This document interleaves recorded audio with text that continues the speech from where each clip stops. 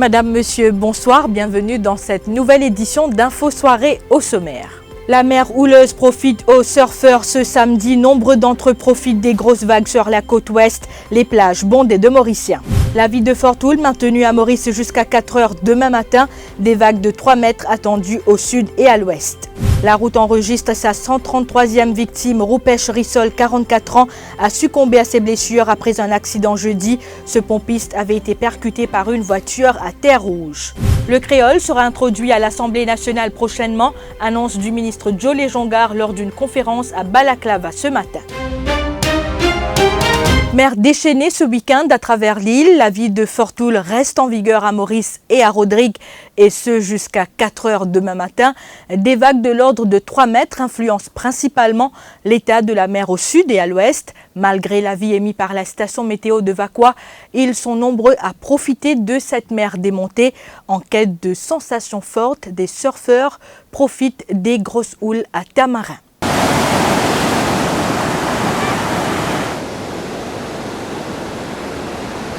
La mer est un peu trop mauvaise.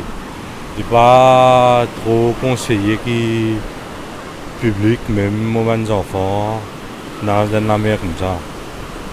Mais ça va là, encore, vous êtes contents ça, non? Et juste nous casser un peu, nous prenons un peu la mer après, on rentre à case. Ouais, normalement, quand on météo allons sur la route 3 mètres, Tamarin pour nous, ça c'est une loterie.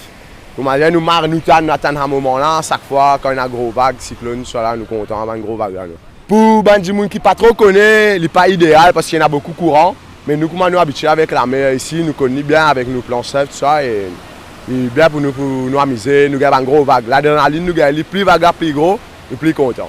Oui, nous au courant. Moi, je suis au courant 2 semaines de cela. Je connais, je planifie la journée net à cause de cette vague là. Comme nous disons, quand il y a une vague Tamarin, c'est les blesses. Tout le monde de l'eau, là-bas, mon petit frère qui a 11 ans. Depuis là, 6 ans, on mettait dans de l'eau pour y apprendre. Et là, il est autonome, Marie content. Tout le monde Marie content dans la vague Tamarin. Non, normalement, il plate. Il plate, il Marie calme là, mais quand il y a une vague, pas conseil du monde qui nager, ceux qui ne connaissent pas. Préfère qu'on ne pas un monde qui connaît dans l'endroit, faire un petit coup surf, tout ça. On vient de l'autre côté du monde pour ça. Et les houles de 3 mètres ne sont pas là. Elles sont, regardez, là-bas. Et là-bas, il faut aller un peu en mer. Mais vous avez des vagues de malades, un pays de malades.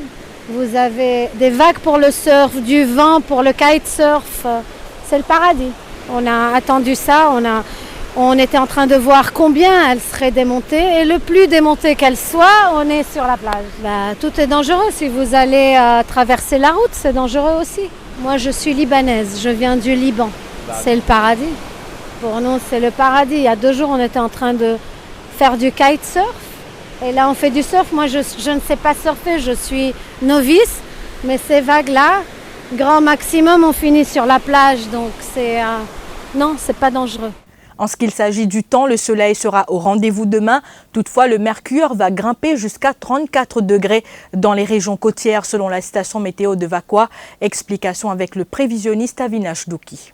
Une personne qui est toujours dans la haute du sud-ouest pour influencer l'état de la haute mer avec une vague capable jusqu'à 3 mètres.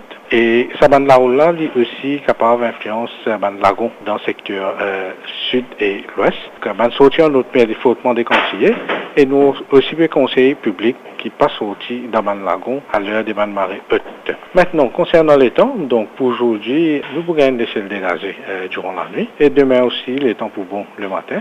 Dans l'après-midi, pour ensoleiller, toutefois, une personne qui pourrait avoir un développement nuageux dans la partie sud-ouest de l'île et le plateau central avec un pluie localisée. Le système cyclonique Ambali s'est affaibli en une tempête modérée alors que Belena s'est intensifié en un cyclone tropical. Mais la station météo précise que ces formations cycloniques ne représentent aucune menace pour Maurice. Mitoun Iramen a pu regagner son domicile après 3 semaines d'hospitalisation.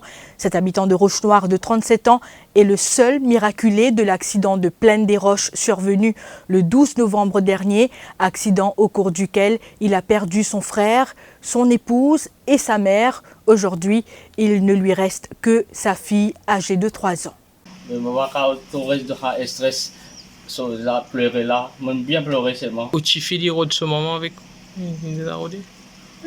Non, ce maman qui, son année qui est Injali, ce maman, il a fait la prière, loin, il est venu seulement, mais mon fils, il peut penser ce maman, il a fait la prière, il est venu seulement, pas qu'on est con, mais c'est moi qui est venu.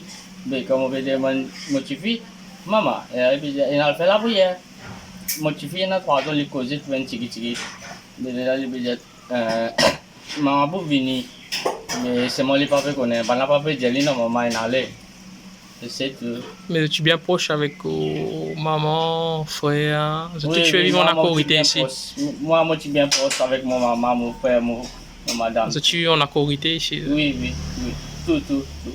La liste des victimes des accidents de la route s'allonge à 133 morts. La dernière en date, Rupesh Rissol, âgé de 44 ans. Ce pompiste a rendu l'âme après avoir passé 24 heures à l'unité des soins intensifs. Le quadragénaire avait été percuté par une voiture conduite par un homme de 26 ans jeudi dernier à Terre-Rouge. L'alcotest pratiqué sur le conducteur du véhicule s'est révélé négatif. Un sexagénaire roué de coups par son fils à Belvédère hier après-midi. Grièvement blessé au bras, il est actuellement hospitalisé. Dans une déposition à la police, la victime a expliqué qu'il a été tabassé après une énième dispute avec son fils pour une histoire d'argent. Âgé de 22 ans, le suspect a été arrêté et placé en détention provisoire. L'enquête policière se poursuit. Restez avec nous, la suite après cette pause.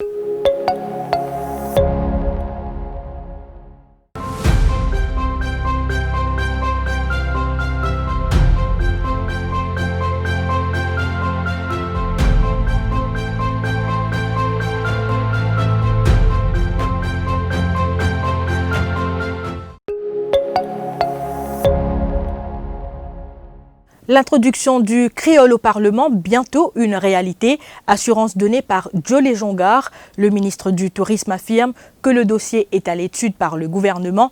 Il participait à la cérémonie d'ouverture de la conférence sur la langue et la culture créole à Balaclava ce matin. Il y a une demande dans ce sens-là.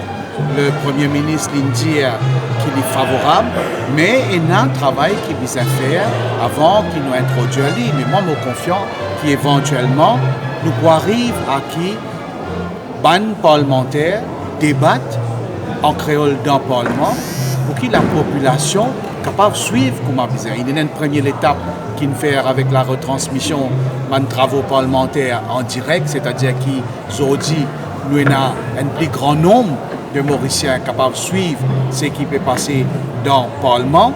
Et demain, avec l'introduction de la langue créole dans le Parlement, les autres publics comprennent qui nous fait dans le Parlement et qui a été travail nous fait dans le Parlement. Présent également à cette conférence, le vice-président de la République, Edi Boissaison, soutient que le gouvernement reconnaît le rôle de la créolité à Maurice, mais plaide pour mieux préserver l'harmonie culturelle dans notre pays. Oui, c'est vrai qu'il nous préserve nous l'héritage, parce que je tout connais qu'aucune plante, aucune fleur, pas vient tout seul. Pour une fleur, il y a la graine, une racine, une idée.